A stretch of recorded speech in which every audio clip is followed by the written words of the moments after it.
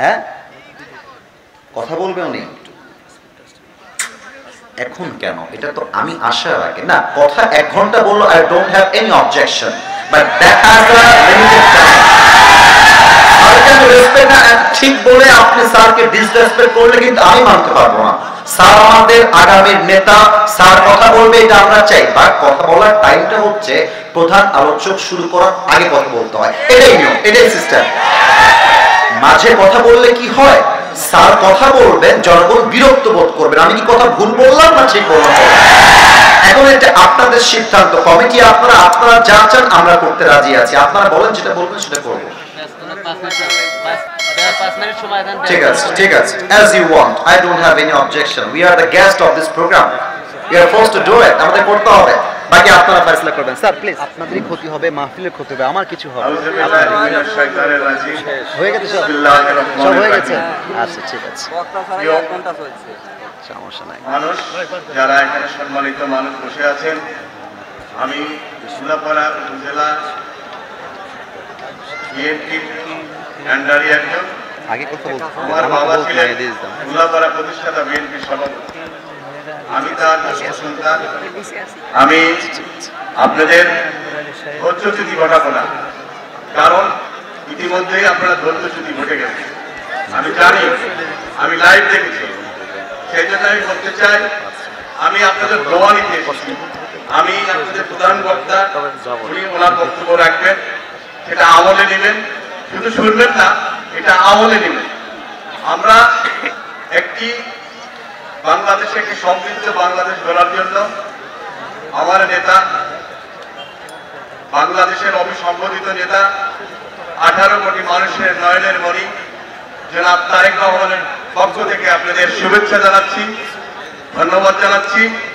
আমার নেত্রী, দেশনেত্রী বেগম খালেদা জিয়া রোগ মুক্তির জন্য আপনাদের কাছে সাবজেক্ট ম্যাটার, এই 5টা পয়েন্টে পুরো টাইম জুড়ে তাফসীর হবে। কেউ যদি উঠে যায় সে জীবনে বউ পাবে না, তার বিয়ে হবে না।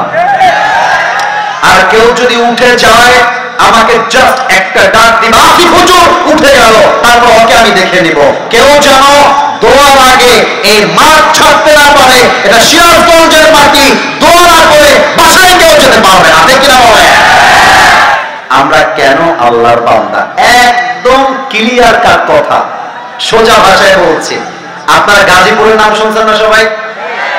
কথা না বললে ওয়াজ করি কেন না, শুনছেন না আপনারা সবাই? আচ্ছা, যারা ঢাকায় গেছেন দেখবেন গাজীপুর হয়ে ঢাকায় ঢুকতে হয়। গাজীপুরে অনেক গার্মেন্টস আছে না? একটু জোরে বলেন, গার্মেন্টস আছে না নাই? মনে করেন পেছনে যে বিল্ডিং দেখতে পাচ্ছি, 1 তলা বা 2 তলা, এটা বিশাল বড় একটা গার্মেন্টস। এই গার্মেন্টস এর কর্মী আছে 300 থেকে 400। আমি আসিফ হুজুর এদেরকে বেতন দেই, এদেরকে খাওয়াই, এদেরকে থাকার জায়গা দিয়েছি। তাহলে কি বস ওরা হবে না আমি বস হব? বোঝেন নাই? ওরা না আমি বস হব, কারণ আমি থাকার জায়গা দিয়েছি, আমি বেতন দিচ্ছি, আবার আমি 3 বেলা খাবারটা প্রোভাইড করছি। এবার বলেন তো আমাদেরকে জীবন দিয়েছে কে? এত আসতে বললে হবে না, কে? আমাদের স্রষ্টাকে, আমাদের রিজিকের মালিককে, আমাদের রবকে। আল্লাহ আমার রব, এই রবই আমার সব, দমে দমে তনু মনে তারি অনুভব। তোমার দুনিয়াতে আমি যেদিকে তাকাই, অথই নিয়ামতে ডুবে আছি সবাই। পাখ পাখালির কণ্ঠে শুনি তাসবিহ করো রব, তাসবিহ করো রব। পড়েন না সবাই, আল্লাহ আমার রব, এই রবই আমার সব, দমে দমে তনু মনে তারি অনুভব। ওকে, আমার আল্লাহ তাআলা বলছেন বান্দা শোনো শোনো, ইয়া আইয়ুহান নাসু উবুদু রাব্বাকুমুল্লাযী খালাকাকুম ওয়াল্লাযীনা মিন ক্বাবলিকুম লাআল্লাকুম তাত্তাকুন। ইবাদত করো সেই বান্দা, ইবাদত করো সেই আল্লাহ, যে আল্লাহ তোমাকে সৃষ্টি করেছেন এবং তোমাদের পূর্বের জাতিকে সৃষ্টি করেছেন, যাতে করে তোমরা ভয় করতে পারো এক সত্তাকে। বলেন সবাই তিনি কে? এবার উত্তর দেন তো, আমাদের শেষ নবীর নাম কি? এখানে কোনো কম্প্রোমাইজ চলবে না। নবীর নাম আমি বলবো, আপনার বলবেন সাল্লাল্লাহু আলাইহি ওয়াসাল্লাম। রেডি আছেন সবাই? আমাদের প্রিয় নবী সাইয়্যিদুল কাউনাইন, সাইয়্যিদুল মুরসালিন, বিশ্ব মানবতার মুক্তির দূত নবী মুহাম্মদুর রাসূলুল্লাহ সাল্লাল্লাহু আলাইহি ওয়াসাল্লাম আপনারা জানলে অবাক হবেন। এটা হয়তো বা আপনাদের কাছে একটু ভুল মনে হতে পারে, বাট যা বলছি জেনে বুঝে রিসার্চ করে, ইভেন এই যে আপনাদের খাদিনা ব্রিজ আছে না, ব্রিজ, এখান থেকে তো মনে হয় 5-10 মিনিট হবে না ভাই, আমার রাস্তাটা 5-10 মিনিটই হবে। ওখানে বসে বসে আমি এটাই রিসার্চ করছিলাম যে নবী যখন নবুয়ত পান নাই, এ কথা কি বলে ওখানে, না না এটা করো না, কথা বলো না কলিজা ভাই আমার, কথা বলো না। দেখো সবাই চাতক পাখির মতো বসে আছে, তুমি তাকায় থাকো আমার দিকে।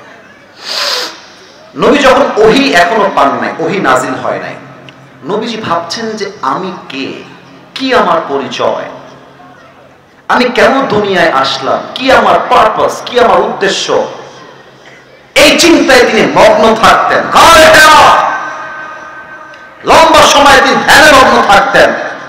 উনি যখন হতাশ, উনি যখন চিন্তায় চিন্তিত, আমি কে আমার রব, কি আমার উদ্দেশ্য, আল্লাহ বললেন নবী ইকরা বিসমি রাব্বিকাল্লাযী খালাক, read in the name of your lord who has created, পড়ো তোমার প্রভুর নামে যিনি তোমাকে সৃষ্টি করেছেন।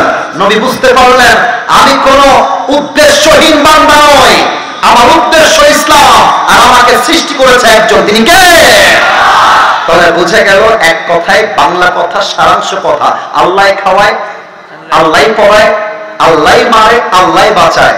অতএব আমরা বান্দা কোনো মূর্তির নয়, আমরা বান্দা একজনের মুসলমান। আওয়াজ দিয়ে বলো তিনি কে? এক নাম্বার পয়েন্ট শেষ। 2 নাম্বার, আপনারা সবাই আল্লামা সাঈদীর নাম শুনেছেন না? আপনাদের আওয়াজটা একটু কম মনে হয়েছে, শুনছেন? উনি তো আমাদের কলিজা ভাই, উনি আমাদের ভালোবাসার মানুষ। উনি শিখিয়েছেন বাতিলদের সামনে কেমন করে মাথা উঁচু করে কথা বলতে হয়। জীবনে শহীদ হয়ে গেলেন, বাতিলের সামনে মাথা নত করলেন না। ধৈর্য দেখেছেন? সবর কাকে বলে? আল্লামা সাঈদীকে বলা হয়েছিল রাজাকার। আপনারা তো আমার কথা শুনলে বলবেন হুজুর মনে হয় এটা রাজনীতির আলাপ না। ডক্টর আজাদী কোনো রাজনীতি করেন না। ওনাকেও বাংলাদেশ থেকে শিবিরের ট্যাগ দিয়ে, জঙ্গির ট্যাগ দিয়ে দেশ থেকে তাড়াতে বাধ্য করা হয়েছিল। বলেন বলেন বলেন বলেন বলেন। মাথায় রাখবেন, বান্দা যদি ধৈর্যশীল হয়, ওই রাজাকারের ট্যাগ দিয়ে, জঙ্গির ট্যাগ দিয়ে, শিবিরের ট্যাগ দিয়ে আটকায় রাখা যায় না। আর ইসলাম বিজয় হবে হয় তোমাকে ছাড়া অথবা তোমাকে ছাড়া ইসলাম বিজয় হয়ে যাবে। একটা প্রশ্ন করব, দেখা যাক কে উত্তর দিতে পারে। আমি জানি আপনারা পারবেন, তবু একটু আগ্রহ তৈরি করতে চাই। নবীর তো জামাইয়ের নাম আলী রাদিয়াল্লাহু তাআলা আনহু, মাথায় আছে সবার? আচ্ছা, নবীর যে মেয়ের সাথে আলীর বিয়ে হয়েছে তার নাম হচ্ছে ফাতেমা। এটা কি ভুল বললাম না ঠিক বললাম? এবার একটা প্রশ্ন করব। নবীর একজন বন্ধু ছিলেন, এই মুরব্বী আব্বা যান একটু অ্যাক্টিভ হয়ে যান, আম্মা যান যদি শুনতে পান অ্যাক্টিভ থাকেন। যুবকরা তো অ্যাক্টিভ আছে এবং তারা থাকবে বলে আই এক্সপেক্ট লাইক দ্যাট, আশা করা যায় তারা থাকবে। বলেন তো, নবীর একজন বন্ধু, যিনি নবীর বন্ধুও বটে, এট দ্য সেম টাইম তিনি আবার নবীজির শ্বশুর হয়। ধরে ফেলেছে আমার প্রিয় ভাইয়ারা, সবাই ধরে ফেলেছে। আমি আর একবার উত্তরটা চাই। সাহাবীর নাম কি? আবু, আর একটু আবু। আচ্ছা, ওনার মেয়ের নামটা কি ছিল? আয়েশা। আবু বকরের মেয়ের নাম কি ছিল? রাদিয়াল্লাহু তাআলা আনহা। হিজরতের সময় যখন চলে আসলো, এখন বাজে হচ্ছে রাত 12টা মনে করেন, আর নবী যখন গিয়েছে আবু বকরের বাড়িতে তখন বাজে দুপুর 12টা, মানে প্রখর রোদ। কথা কি বোঝা যায় না? একটু কথা বলতে হবে, কথা কি বোঝা যায়? প্রখর রোদ, gate, someone is knocking the door, দরজা কেউ বাড়াচ্ছে। আবু বকর বের হয়ে আসছে, গেট খুলে দেখছে চাঁদ মাখা চেহারা, নুরানি চেহারা, নবী আমার অপেক্ষায় রয়েছে। সুবহানাল্লাহ পড়েন সবাই। না লাগে ইয়া রাসূলুল্লাহ, হে রাসূল কি হয়েছে আপনার, কি বলবেন, বলেন বলেন, আমি আপনার খেদমতে হাজির আছি। আরে বেটা, আইফোন থাকলে বন্ধু হওয়া যায় না, বাইক থাকলে বন্ধু হওয়া যায় না। বন্ধু হবে সে যে খারাপ সময় হাতটা শক্ত করে ধরে রাখবে, সেই তোমার বন্ধু। আবু বকর বলছে, নবী আপনি বলেন না আপনার কি লাগবে, আপনার জন্য আমার জানটা হাজির আছে। সুবহানাল্লাহ।